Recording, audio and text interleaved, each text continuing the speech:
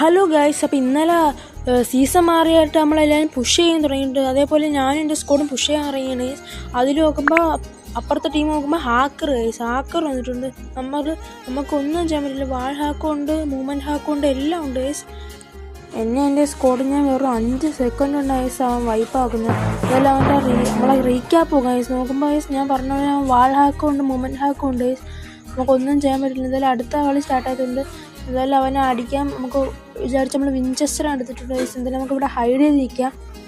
നമുക്കവനെ എങ്ങനെയെങ്കിലും അടിച്ചിടാൻ പറ്റുമെന്ന് നോക്കാം ഗൈസ്. റിച്ച് നോക്കിയിട്ടുണ്ട് ഗൈസ്. എന്തായാലും ഞാനും നോക്കിയിട്ടുണ്ടാവും. വാൾ ഹാക്ക് അടിക്കുന്നതുകൊണ്ട് നമുക്കൊന്നും ചെയ്യാൻ പറ്റില്ല. റീക്യാപ്പ് നോക്കാം. റിച്ചിനെ നോക്കിയിട്ട് എന്നെ നോക്കിയിട്ട് എൻ്റെ ടീമിനെ മൊത്തത്തിൽ വൈപ്പായി ഗൈസ്. എന്തായാലും അടുത്ത മാച്ച് നമ്മൾ പിന്നെ വിൻചെസ്റ്റർ എടുത്ത് ഇറങ്ങിയിട്ടുണ്ട്.